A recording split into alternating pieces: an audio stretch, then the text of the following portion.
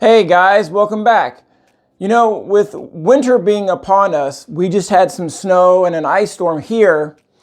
It made me reflect about something that I did about 6 or 7 years ago. At that time, we had 3 or 4 really good snowfalls. So there was snow up to my calf, and I'm 6'5", so that's quite a bit. And you know, at that time of year, we're not working on cars because it's freezing. And most people will say, well, why don't you go into your garage to work on a car? Well, have you ever been in a garage and tried to keep it heated when it's 14 degrees outside? It's pretty miserable. You can keep it around 45, 50 in most garages, but that's not very much fun. Well, I thought to myself, this is back when I had my Volvo Turbo, that I needed some parts. And normal people would probably say, it's freezing, I'm staying inside, and I'll get those parts at a later date. But of course, I make really good decisions, if you can hear the sarcasm in my voice. I decided to put on my Carhartt heavy overalls, my heavy snow boots, put gloves and hats on, and a hat and gloves, and I took myself over to Newton, Iowa to Car Country, the salvage yard I've talked about many times. So when I came into the salvage yard, of course, there's snow everywhere. They didn't even have a chance to shovel the way that the semi-trucks come in. And she asked me, are you seriously going to walk out into the yard? And I was like, I'm covered, I'm good, I'll be fine. And she said, if you want to go, you can go. So I started on my little trek with my backpack full of tools, and the wind was howling like crazy, and I walked through a bunch of the cars going up and down hills, and then I stopped, and something happened.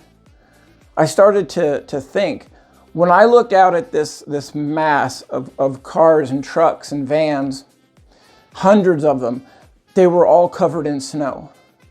Usually when you walk into the salvage yard, you see broken windshields, and you see cars that have been turned upside down, or cars that are on fire, or cars that have just had a lot of their parts taken from them. So everything looks, as people would call, junky, a junkyard, you know? But when all the snow was everywhere, everything looked new, and everything looked clean. And I realized that because of the temperature and the wind, I was the only person in this giant salvage yard that usually has at least 70 people crawling all over it. It made me reflect upon, you know, just how very fortunate we all are to have all the things that we have in life. And it made me feel fortunate that I had a car to work on, because it was so peaceful. Well, I was walking through those cars, and I found a Volvo 240, and I started pulling parts off of it.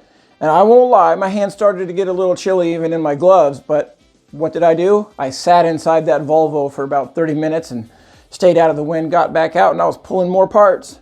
I ended up getting probably $150 worth of parts. And not only did I make my way out to those cars, I had to make my way back in the wind, but also carrying the parts and the tools. I managed to get back in the office, pay for all my parts, get in my car, and leave.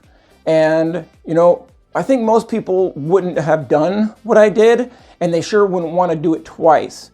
But I will say once a year, just once a year, maybe not when it's 14 degrees all the time, I like to go out to the salvage yard after a heavy snow. People don't like to go out and wrench parts in the cold and the snow, but there's just something about the quiet and the look of everything being completely clean that I really enjoyed. So I'd have to say, if I had to ever pick like a top 3 times to be at the salvage yard, that would be one of them. But I do have to realize that I will never have that experience with another person, because nobody's crazy enough to go out there with me.